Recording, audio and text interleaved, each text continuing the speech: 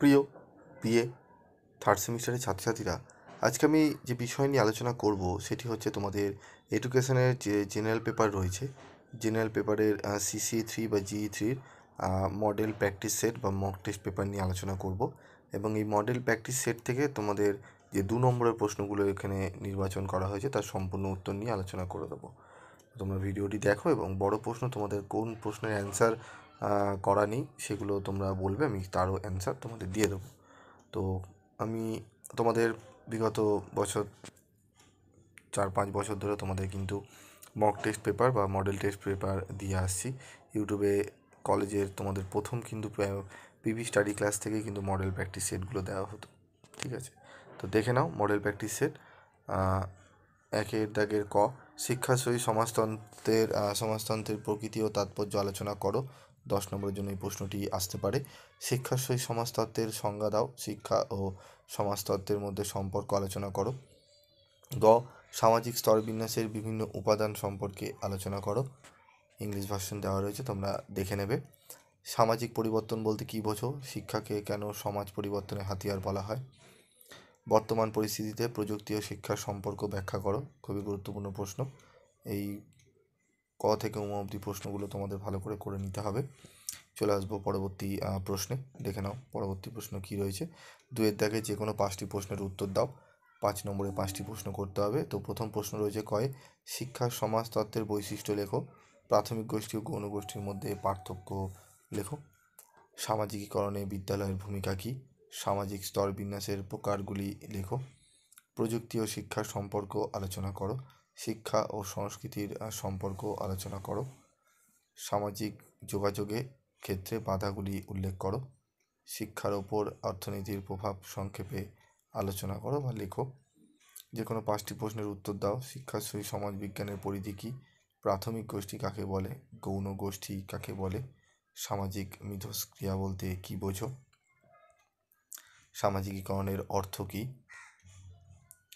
সামাজিক স্তরবিন্যাস কী? সামাজিক গোষ্ঠীর গুরুত্ব লেখো। সামাজিক যোগাযোগ কী? সামাজিক যোগাযোগে পরিবারের দুটি ভূমিকা লেখো। ঠিক আছে, এই প্রশ্নগুলো ভালো করে তোমাদের কিন্তু করে নিতে হবে। ভালো করে প্রশ্নগুলো দেখে নাও। এরপর আমরা চলে আসব 2 নম্বরের প্রশ্নের সম্পূর্ণ উত্তর নিয়ে। তো উত্তরগুলো তোমরা একবার দেখে নাও। উত্তরগুলো ব্যক্তিগতভাবে ও দলগতভাবে ও ব্যক্তিগতভাবে শিক্ষা দেওয়ার জন্য কোন কোন পদ্ধতিগুলি কার্যকর আর কোন কোন পদ্ধতিগুলি কার্যকর নয় সে বিষয়ে শিক্ষাগত সমাজবিজ্ঞানে আলোচনা করা হয়ে থাকে। বিদ্যালয় পরিচালনা ও প্রশাসন সম্পর্কে আলোচনা করা শিক্ষাগত সমাজবিজ্ঞানের কর্মপরিধির অন্তর্গত। শিক্ষাকে যেহেতু সামাজিক প্রক্রিয়া হিসেবে বিবেচনা করা হয়, সেহেতু সামাজিক নিয়ন্ত্রণের ব্যবস্থাও সুপরিকল্পিতভাবে করা উচিত। ক্ষয়ের উত্তরগুলো দেখে নাও তোমরা। প্রাথমিক গোষ্ঠী, ঠিক আছে, দেখে নাও কাকে বলে। গৌণ গোষ্ঠী কাকে বলে? সামাজিক মিথস্ক্রিয়া কী? সমস্ত প্রশ্নের উত্তর টু দি পয়েন্ট অ্যান্সার তোমাদের রয়েছে, তোমরা একটু ভালো করে দেখে নাও বা স্ক্রিনশট তুলে তোমরা কিন্তু এগুলো পড়ে নিতে পারো।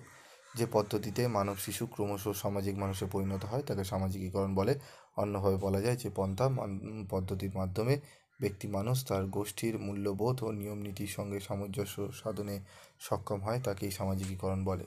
সামাজিক স্তরবিন্যাস হলো একটি চিরন্তন, সার্বজনীন এবং আবশ্যিক সামাজিক পরিস্থিতি যার মধ্য দিয়ে মানুষের সম্পত্তি, মর্যাদা ও ক্ষমতার পার্থক্য চিহ্নিত হয় এবং মানবিক সম্পর্কের গতি প্রকৃতি নির্ধারিত হয়। সামাজিক গোষ্ঠীর গুরুত্ব। শিশুর জন্মের পর থেকে সমাজ আকাঙ্ক্ষিত ধারায় বেড়ে ওঠার জন্য সামাজিক গোষ্ঠীর তাৎপর্যপূর্ণ ভূমিকা রয়েছে। সামাজিক গোষ্ঠী সমাজে প্রচলিত সংস্কৃতির লালন করে।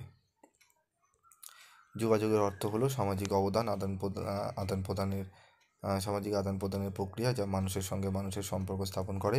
যে প্রক্রিয়ার মাধ্যমে কোনো ব্যক্তি নিজেই প্রভাবিত হয় অথবা অপরকে প্রভাবিত করে তাকেই সামাজিক যোগাযোগ বলে। সামাজিক যোগাযোগে পরিবারের দুটি ভূমিকা হলো শিশুর দীর্ঘ শৈশবকালীন অসহায়তা ও অজ্ঞতা কাটিয়ে উঠতে সাহায্য করে। পরিবারের মধ্যে শিশু বৃত্তিমূলক শিক্ষা লাভ করে।